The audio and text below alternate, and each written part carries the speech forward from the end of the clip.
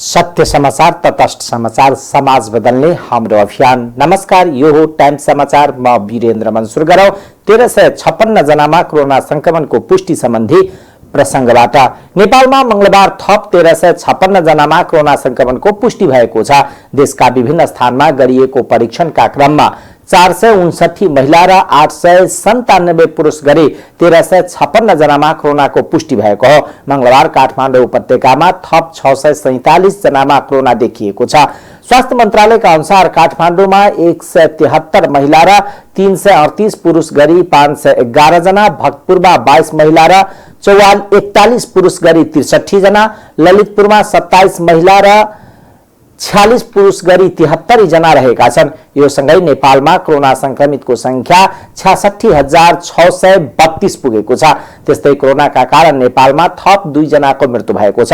यो सँगै नेपालमा कोरोनाबाट मृत्यु हुनेको संख्या 429 पुगेको छ। हाल सक्रिय संक्रमितको संख्या 18,142 जना रहेका छन्। मंगलबार 823 जना डिस्चार्ज भएका छन्। यो सँगै नेपालमा कोरोना निको हुनेको संख्या 48,061 जना पुगेको स्वास्थ्य मन्त्रालयका प्रवक्ता डाक्टर जागेश्वर गौतमले जानकारी दिनुभयो। संस्थागत आइसोलेसनमा रहनुभएकाको संख्या 9193 छ।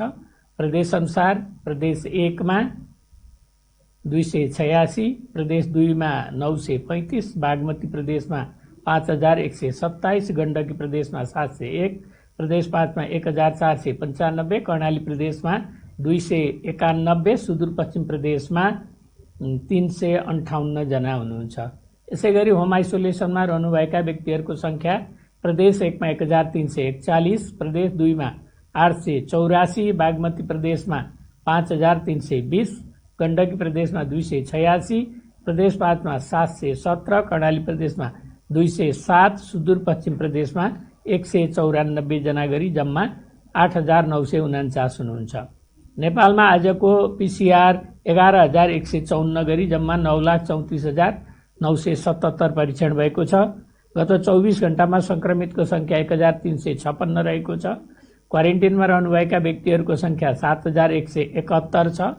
प्रदेश 1 मा 917, प्रदेश 2 मा 330, बागमती प्रदेशमा 536, गण्डकी प्रदेशमा 509, प्रदेश 5 मा 1612 र कर्णाली प्रदेशमा 716 जना तथा सुदूरपश्चिम प्रदेशमा 2551 जना हुनुहुन्छ। कोभिड-19 बाट संक्रमण मुक्त भई गत 24 घण्टामा डिस्चार्ज हुनुहुनेहरू जम्मा 823 जना हुनुहुन्छ।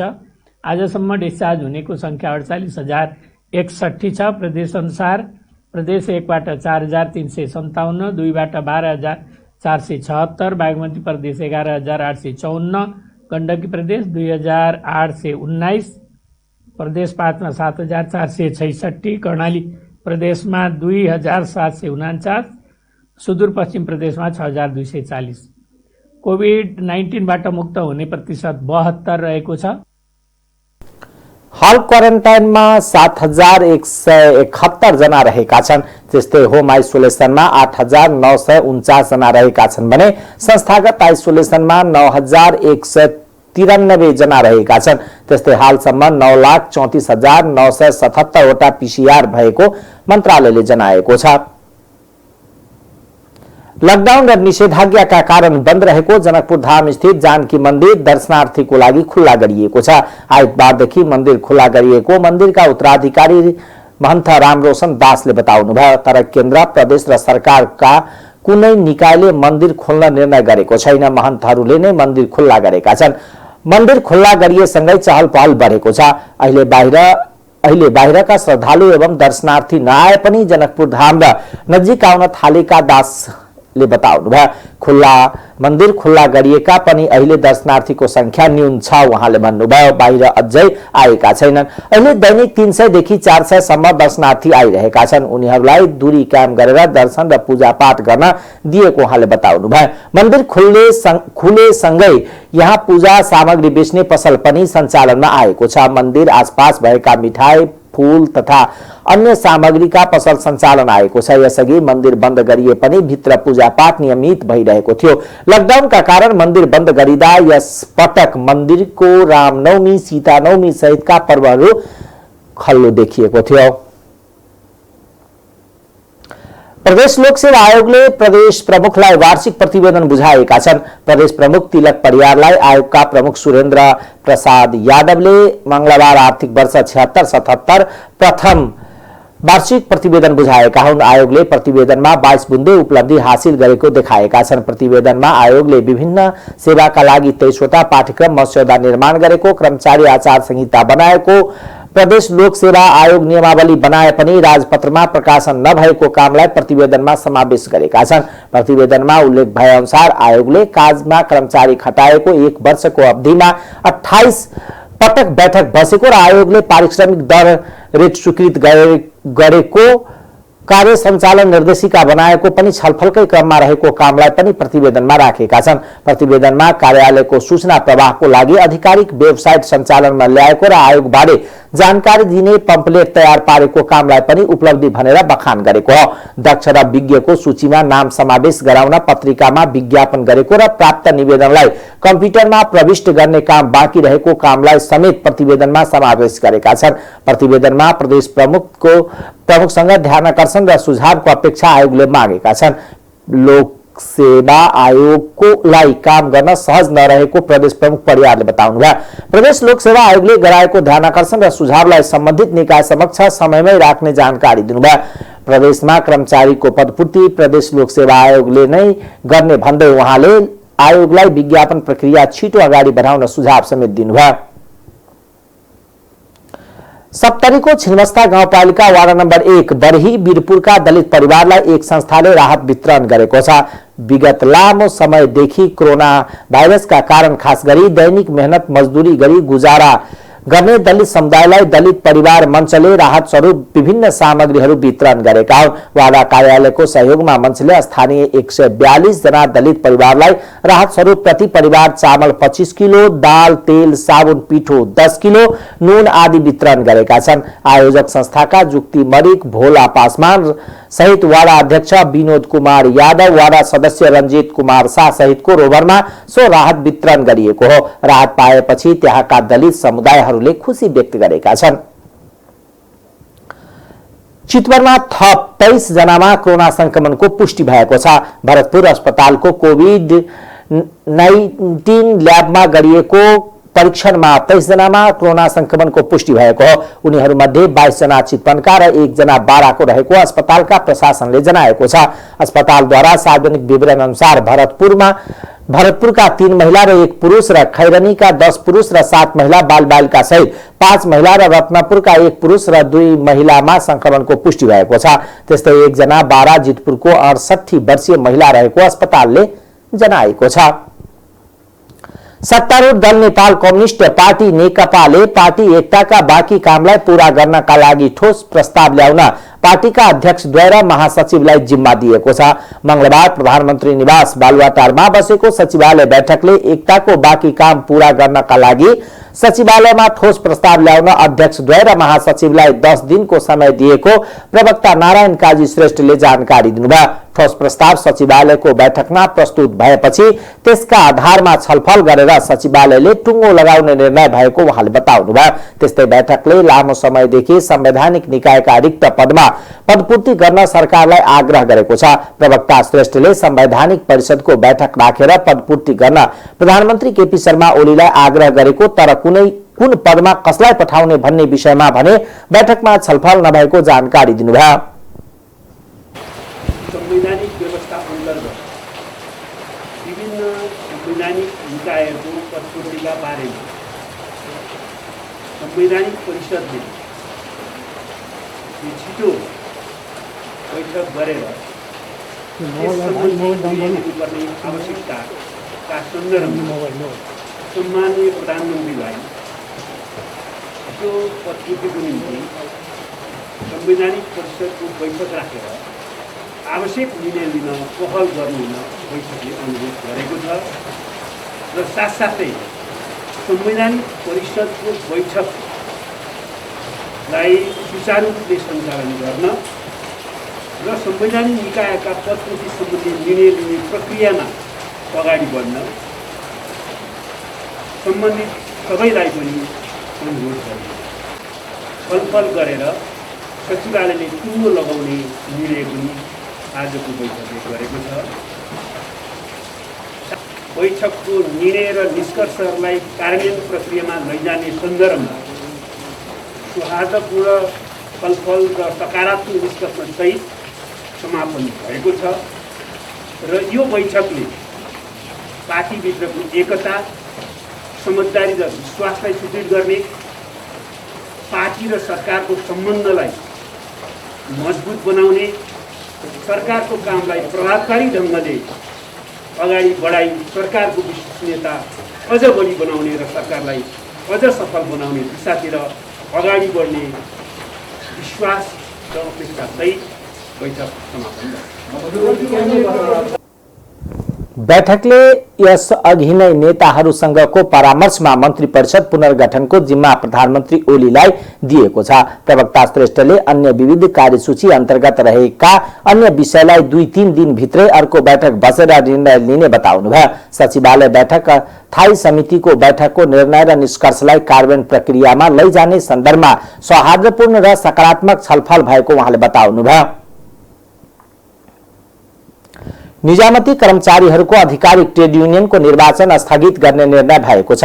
प्रधानमन्त्री निवास बालुवाटारमा मंगलबार बिहान बसेको मन्त्री परिषद बैठकले निर्वाचन स्थगित गर्ने निर्णय गरेको हो। आधिकारिक ट्रेड युनियनको निर्वाचन यही आउँदो असोज 24 गतेका लागि तोकिएको थियो, तर कोरोना भाइरस संक्रमणलाई ध्यानमा राखेर तत्काल निर्वाचनको कार्यक्रम स्थगित गरिएको एक मन्त्रीले बताउनुभयो। संघीय मामिला तथा सामान्य प्रशासन मन्त्रालयको प्रस्तावमा मन्त्री परिषदले स्थगित गर्ने निर्णय गरेको हो। सरकारले साउन 5 गते कानूनका सहसचिव कलानिधि पौडेललाई प्रमुख निर्वाचन अधिकृत तोक्दै असोज 24 गतेका लागि देशभरि निर्वाचन गर्ने जिम्मेवारी दिएको थियो। सरकारको निर्देशन बमोजिम निर्वाचनको तयारी समेत भइसकेको थियो, तर त्यसप्रति नेपाल मधेसी निजामती कर्मचारी मञ्चले विरोध जनाउँदै आएको थियो। केन्द्रमा सहभागिताका लागि कम्तीमा 10% मत ल्याउनु पर्ने गरी थ्रेस्ट होल्ड राखिएपछि त्यसको मञ्चले विरोध गर्दै आएको थियो। मञ्चले मधेसी कर्मचारीलाई राज्यले नै आरक्षित कोटामा राखेको र अहिले आएर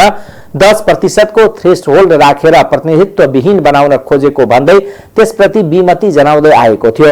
मञ्चले त्यस विरुद्ध सर्वोच्च अदालतमा रिट निवेदन समेत दायर गरेको थियो। त्यसको प्रारम्भिक सुनवाई बुधबारका लागि पेशी तोकिएको छ।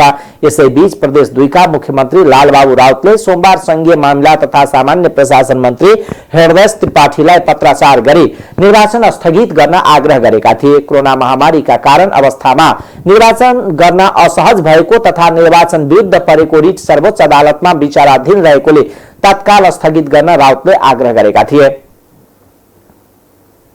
शिक्षा विज्ञान तथा प्रविधि मन्त्रालयले विद्यालय शिक्षा सम्बन्धी आकस्मिक कार्ययोजना कार्यान्वयनमा लैजाने तयारी गरेको छ। मन्त्रालयले मंगलबार काठमाडौँमा पत्रकार सम्मेलन गर्दै शिक्षा विज्ञान तथा प्रविधि मन्त्री गिरिराज मणि पोखरेलले गत असोज 1 गते बसेको मन्त्री परिषद बैठकले विद्यालय शिक्षा सम्बन्धी आकस्मिक कार्ययोजना 2077 स्वीकृत भएको भन्दै अब कार्यान्वयनमा जाने बताउनुभयो। आकस्मिक कार्ययोजनाले बसाई हस्तान्तरण भएका विद्यार्थीहरूको तथ्याङ्क संकलन, सबै बालबालिकाका लागि पाठ्यपुस्तक उपलब्धताको सुनिश्चिततामा जोड दिएको मन्त्री पोखरेलले जानकारी दिनुभयो। त्यस्तै शैक्षिक सत्रमा विद्यार्थीले सिक्नुपर्ने विषयवस्तु, शिक्षण विधि, मूल्याङ्कन प्रक्रियाका लागि ढाँचा विकास, नमुना स्वाध्यान सिकाइ सामग्रीको विकासलाई कार्ययोजनामा समेटिएको मन्त्री पोखरेलले बताउनुभयो। कार्ययोजनाको कार्यान्वयन प्रक्रियामा तीनै तहका सरकारका साथै विद्यालय, सामाजिक तथा गैर सरकारी संस्था र निजी क्षेत्रका अहम भूमिका रहेको उहाँले बताउनुभयो। 6.1 को निर्णयबाट विद्यालय शिक्षा सम्बन्धी आकस्मिक कार्ययोजना 2077 स्वीकृत भएको छ। यो आकस्मिक कार्ययोजनाले बसाई स्थानान्तरण भएका विद्यार्थीहरूको तथ्याङ्क सङ्कलन, सबै बालबालिकाका लागि पाठ्यपुस्तक उपलब्धताको सुनिश्चितता र कार्यस्थलमा शिक्षकहरूको उपस्थितिलाई सुरुवाती दिनमा गरिहाल्नुपर्ने कार्यको रूपमा जोड दिएको छ। शैक्षिक सत्रमा विद्यार्थीले सिक्नुपर्ने विषयवस्तु, शिक्षण विधि र मूल्याङ्कन प्रक्रियाको लागि ढाँचा विकास,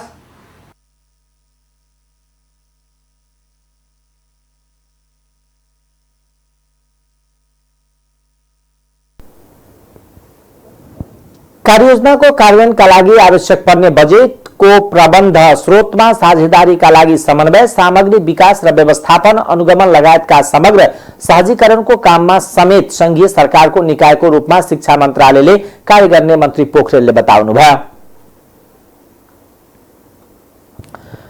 राप्रपा राष्ट्रिय प्रजातन्त्र पार्टी राप्रपाको चुनाव चिन्ह हलो हुने भएको छ भने गाई अंकित झण्डा रहने भएको छ। मंगलबार धुम्बाराहीमा मंगलबार बसेको कार्य सम्पादन समितिको संयुक्त बैठकले चुनाव चिन्ह र झण्डामा सहमति जुटाएको हो। 24 फागुन 2076 मा कमल थापा, पशुपति शमशेर राणा र डाक्टर प्रकाश चन्द्र लोहनी गरी पार्टी एकीकरण घोषणा भएको थियो। पार्टी एकीकरण भए पनि चुनाव चिन्हको विषयमा भने सहमति हुन सकेको थिएन। चुनाव चिन्हको बारेमा टुङ्गो लगाउन कार्य सम्पादन समितिको बैठक बसेको थियो। हालो साबिक राप्रपा संयुक्तले प्रयोग गर्दै आएको चिन्ह हो। त्यस्तै बैठकले पार्टीको एकता महाधिवेशन आगामी वैशाख 25 देखि 28 गते गर्ने निर्णय गरेको छ। स्थानीय तहको निर्वाचन नजिकै गएको भन्दै तोकिएको समयमा नै महाधिवेशन गर्ने राप्रपा अध्यक्ष कमल थापाले जानकारी दिनुभयो। बैठकको समापनका क्रममा उहाँले मुलुकमा धर्म र संस्कृति मास्ने काम भएको, बाह्य शक्ति बढेको भन्दै राप्रपा नयाँ शक्तिका रूपमा आउने बताउनुभयो। कांग्रेस र कम्युनिस्टको विकल्प राप्रपा मात्र रहेको भन्दै अब राप्रपा एकताबद्ध भएर अघि बढ्ने थापाले बताउनुभयो। सम्बन्धमा असन्तुलन देखा परेको छ। बाह्य शक्तिको चर्केर प्रभाव तीव्र रूपले बढेर गएको छ। देशको अर्थतन्त्र कमजोर हुँदै गएको छ। यो पृष्ठभूमिमा जनताले विकल्प खोजिराखेका छ। विकल्प केवल व्यक्तिको मात्र होइन, विकल्प केवल दलको मात्र होइन, विकल्प अहिले अवलम्बन गरिएको विचार र मार्गचित्रको पनि खोजिराखेका छ। यो अवस्थामा वैचारिक विकल्प र मार्गचित्र दिन सक्ने देशमा एउटै मात्र शक्ति छ, त्यो हो राष्ट्रिय प्रजातन्त्र पार्टी। यो हामीले हाम्रो पार्टीको महत्त्व दर्शाउनका लागि मात्र भनेका होइन। कांग्रेस र कम्युनिस्टले अवलम्बन गरेको विचारको विकल्पमा फरक विचार बोकेर हिँड्ने, फरक मार्गचित्र बोकेर हिँड्ने पार्टी नेपालमा अहिले राष्ट्रिय प्रजातन्त्र पार्टी मात्रै छ।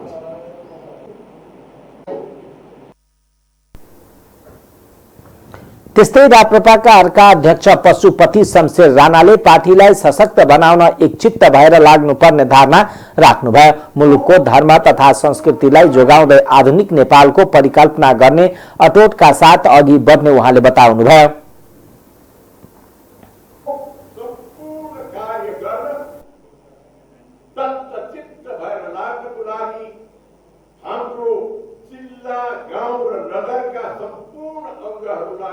तत्पर भएर अगाडि बढ्न म हामी तीनजनाको तर्फबाट आह्वान गर्न चाहन्छु।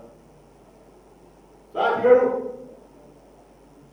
हाम्रो अगाडि जुन कार्य गर्नु परेको छ, हामीले यो मुलुकको परम्परा, धर्म र संस्कृतिलाई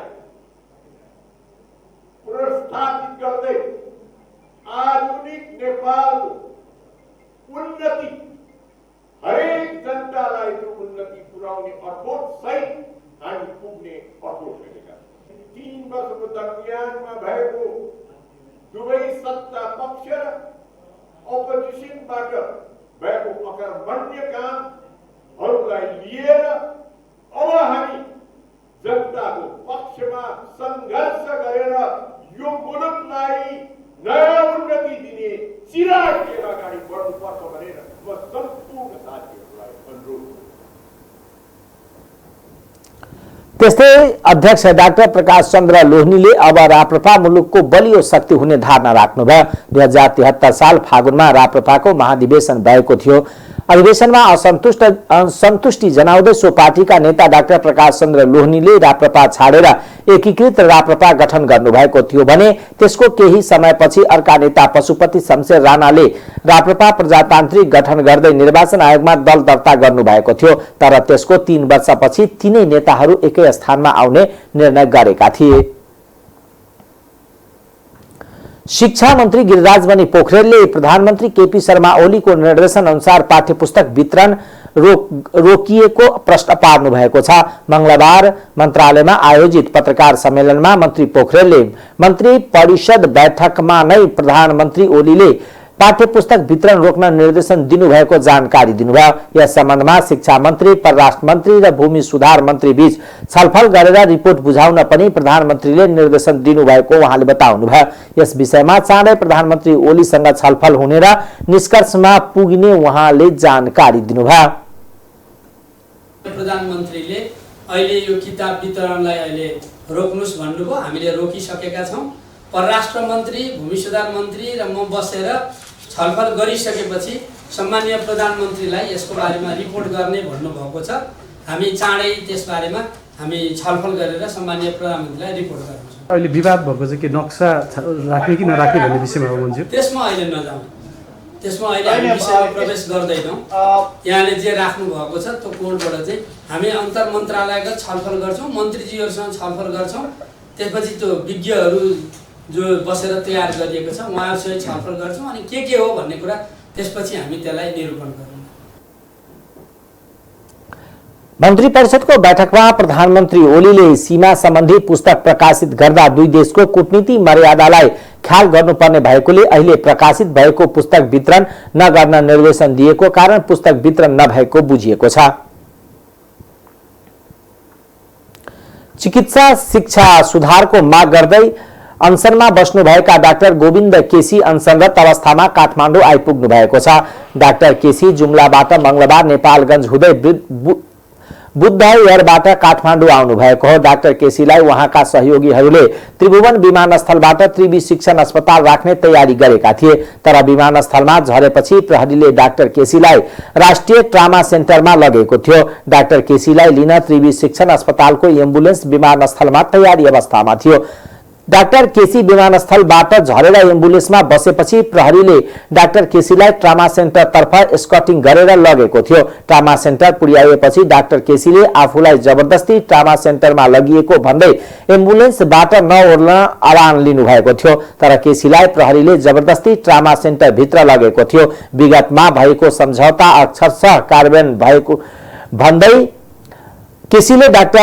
डाक्टर केसीले भदौ 29 गतेदेखि जुम्लाको चन्द्रनाथ नगरपालिका 6 रानीचौर स्थित बामिराष्ट मन्दिरमा सत्याग्रह सुरु गर्नु भएको थियो। त्यस क्रममा केसी सोमबार नेपालगञ्ज आउनु भएको थियो। आफ्ना माग पूरा गर्न थप दबाव दिने भन्दै केसी काठमाडौँ आउनु भएको हो।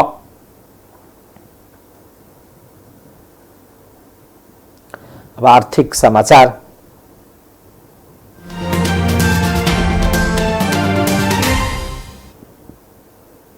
प्रतिनिधि सभा अन्तर्गतको अर्थ समितिले राजस्व चुहावट, सार्वजनिक संस्थाको खर्च, बैंक र वित्तीय संस्था लगायतका क्षेत्रको समस्या समाधान गर्न विभिन्न 4 उपसमिति गठन गरेको छ। सिंहदरबारमा मंगलबार बसेको समिति बैठकले राजस्व चुहावट, राजस्व बक्यौता र राजस्व प्रशासनका समस्या अध्ययन उपसमिति, सार्वजनिक खर्च, खरिद लगानी र राष्ट्रिय गौरवका योजना व्यवस्थापनमा देखिएको समस्या अध्ययन उपसमिति गठन गरेको हो। त्यस्तै बैंक तथा वित्तीय संस्थाका समस्या अध्ययन उपसमिति र सार्वजनिक संस्थाका समस्या अध्ययन उपसमिति गठन गरिएको समिति सभापति कृष्ण प्रसाद दाहालले जानकारी दिनुभयो। उपसमितिमा रहने सदस्यहरू भने पछि तोकिने उहाँले बताउनुभयो। उक्त क्षेत्रमा देखिएका समस्या र समाधानका उपाय पहिलाउन उपसमितिलाई कार्यदेश दिएको सभापति दाहालले बताउनुभयो। नेपालको वर्तमान राजस्व नीतिको अध्ययन गरी आवश्यक नीतिगत सुधारको सुझाव प्रस्तुत गर्ने, सार्वजनिक खरिद व्यवस्थापनमा देखिएका समस्या पहिचान गरी आवश्यक नीतिगत सुधारका लागि सुझाव प्रस्तुत गर्ने, बैंकको निक्षेप र कर्जा लगानीको अवस्था विश्लेषण गरी बैंक र ग्राहकहरूलाई समस्या समाधानका लागि उपसमितिले सुझाव सिफारिस गर्ने समिति सभापति दाहालले बताउनुभयो।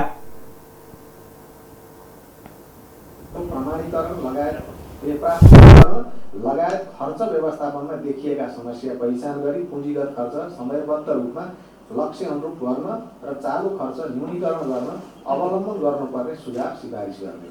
तेस्रो, नेपालमा आन्तरिक र बाह्य लगानी भित्र्याउन हालसम्म भएका प्रयासहरूको विश्लेषणका आधारमा लगानीका समस्याहरूको पहिचान गरी लगानी प्रवर्धन गर्न सुधार गर्नुपर्ने नीतिगत, कानुनी, संरचनागत, व्यवस्थापकीय, कार्यशैलीगत र प्रक्रियागत पक्षहरूका सुझाव सिफारिस गर्ने। चौथो, विश्वव्यापी रूपमा लगानीका क्षेत्र र भूगोल परिवर्तन भएको सन्दर्भमा नेपालमा पोस्ट कोभिड अवस्थामा लगानीका क्षेत्र, नयाँ क्षेत्रहरूको पहिचान गरी नयाँ सन्दर्भमा लगानीका क्षेत्रको सिफारिस गर्ने।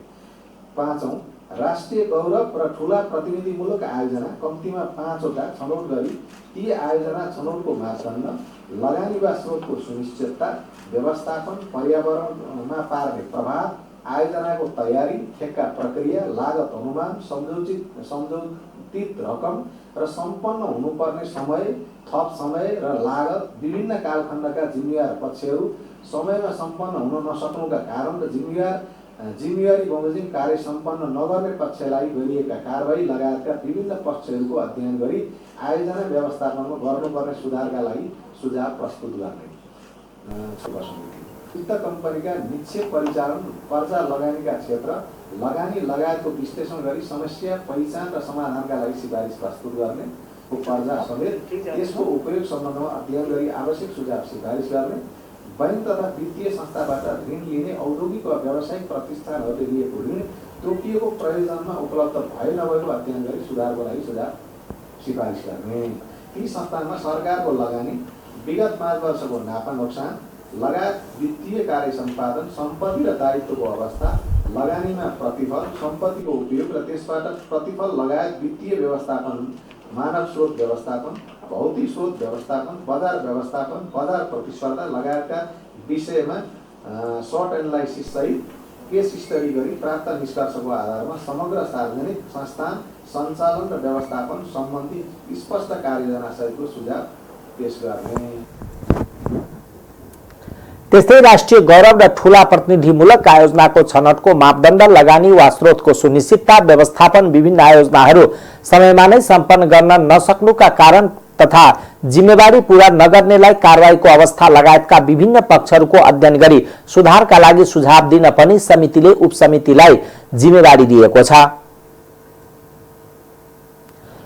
प्रभु बैंकले सहयात्रा समृद्धिको नामक कर्जा योजनाको प्रारम्भ गरेको छ। कोरोना प्रभावित र समस्यामा परेका साना उद्यमी तथा व्यवसायी, स्वरोजगार उद्यमी, शिक्षित बेरोजगार युवा, विदेशबाट फर्केका बेरोजगार युवा र परम्परागत पेशा र व्यवसायमा संलग्न उद्यमीलाई लक्षित गर्दै सहयात्रा समृद्धिको नामक कर्जा योजनाको प्रारम्भ गरेको बैंकले जनाएको छ। नेपाल राष्ट्र बैंकको सहुलियतपूर्ण कर्जाका लागि ब्याज अनुदान सम्बन्धी एकीकृत कार्यविधि 2075 अन्तर्गत रहेर यो योजना ल्याएको बैंकले जनाएको छ। कोरोनाका कारण दैनिक जीवन सञ्चालन गर्न नै समस्यामा परेका युवालाई राहत दिने उद्देश्यले यो योजना ल्याइएको बैंकका प्रमुख कार्यकारी अधिकृत अशोक शेरचनले जानकारी दिनुभयो। विद्यमान आर्थिक कठिनाई व्यवस्थापन गर्न र यस महामारीमा उनीहरूको केही सहुलियतको लागि योजना ल्याइएको शेरचनले बताउनुभयो। पहिलो चरणमा उपत्यका भित्रमा महिला सफा टेम्पो चालकलाई 1 लाख र विद्यालय शिक्षकलाई 4 लाख रुपियाँ कर्जा प्रदान गरिएको उहाँले जानकारी दिनुभयो। पुरुषहरूको पनि यस्तै किसिमको डिमान्ड आउँछ, पक्कै आउँछ, माग आउँछ हैन, उहाँहरूलाई पनि हामीले हेर्नुपर्ने हुन्छ।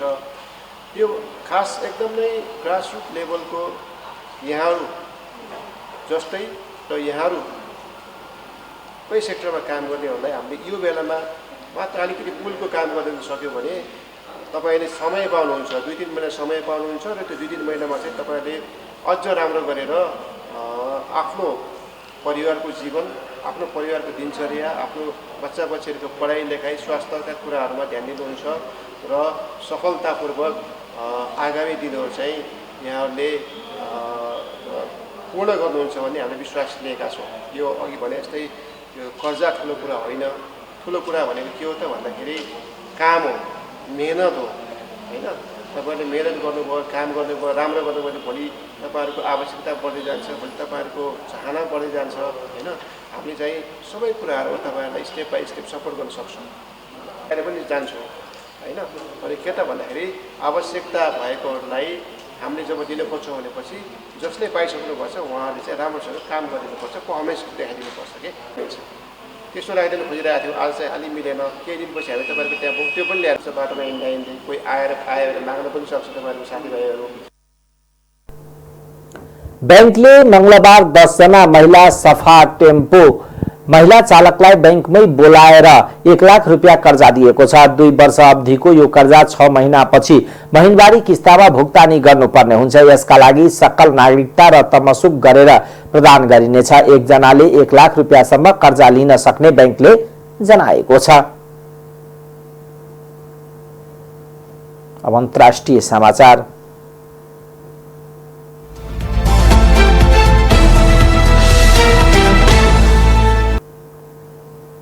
सिंगो विश्व कोरोना भाइरसको संक्रमणबाट आक्रान्त बनिरहेको बेला चीनमा नौलो प्रकृतिको संक्रमण फैलिएको छ। उत्तर पश्चिम चीनको गेन्सु प्रान्तका सयौं मानिस एक नयाँ ब्याक्टेरियाबाट संक्रमित भएका छन्। एजेन्सीहरूका अनुसार लान्झौ शहरमा यसको खास असर देखिएको छ। विशेषज्ञहरूले ब्रुसुलोसिस नामक ब्याक्टेरियाबाट संक्रमण फैलिएको बताएका छन्। त्यहाँको सरकारी अखबार ग्लोबल टाइम्सले संक्रमितको संख्या 3245 पुगेको जनाएको छ। संक्रमितमा ज्वरो, अत्याधिक थकान, टाउको दुखाइ, तौल घट्ने लगायतका समस्या देखिएका छन्। गाई, भैंसी, भेडा, बाख्रा, सुगुर तथा कुकुर आदिलाई बढी असर गर्ने ब्रुसेलोसिस ब्याक्टेरियाले जनावरको सम्पर्कमा गएका मानिसलाई पनि बिरामी तुल्याउने गर्थ्यो, तर व्यापक स्तरमा समुदायमा संक्रमण फैलिने गरेको थिएन। मानिसमा समेत संक्रमण फैलिँदै गएका कारण प्रशासन र सर्वसाधारण चिन्तित बनेका छन्। स्थानीय सरकारले निशुल्क परीक्षणको व्यवस्था मिलाएको अखबारले जनाएको छ। विश्व स्वास्थ्य संगठनका अनुसार संक्रमित जनावरबाट उत्पादित दूधजन्य पदार्थबाट संक्रमण फैलिएको पाइएको छ। यो उपचार नै नहुने समस्या भने होइन। 1.5 महिनाको उपचारबाट पूर्ण स्वास्थ्य लाभ हुने चिकित्सकले बताएका छन्। उनीहरूले पश्चिमेराई नागरिकको दूध तथा दूधजन्य पदार्थ सेवन नगर्न सुझाव दिएका छन्। विश्वमा मंगलबारसम्म कोभिड-19बाट 3,15,18,455 भन्दा बढी संक्रमित भएका छन् भने मृत्यु हुनेको संख्या 9,70,000 भन्दा बढी पुगेको डब्ल्युएचओले जानकारी दिएको छ। पछिल्लो तथ्याङ्कका अनुसार संक्रमण सबैभन्दा बढी अमेरिकामा 70,46,216 भएको छ भने दोस्रो धेरै संक्रमित भएका मुलुक भारतमा 55,62,600 भन्दा बढी पुगेको छ। अमेरिकामा संक्रमित मध्ये 2,04,506 को मृत्यु भइसकेको छ। त्यस्तै बढी मृत्यु भएका अन्य मुलुक मध्ये ब्राजिलमा 1,37,350, भारतमा 88,965, मेक्सिकोमा 73,700, बेलायतमा 41,788 र इटलीमा 35,724 व्यक्तिको महामारीका कारण ज्यान गुमेको छ। अब खेलकुद समाचार।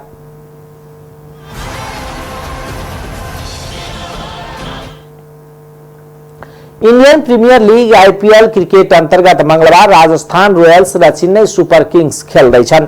यी दुई टिम बीच बेलुका 7:45 बजेबाट सुरु हुनेछ।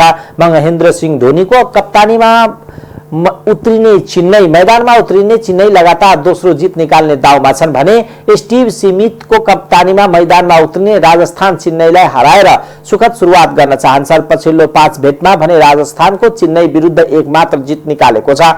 अघिल्लो संस्करणको 2 भेटमा चेन्नईले राजस्थानलाई हराएको थियो। राजस्थानको प्लेइङ 11 छान्न चिन्ता थपिँदै चेन्नई भने पहिलो खेलकै प्लेइङ 11 को साथ मैदानमा उत्रिने सम्भावना छ।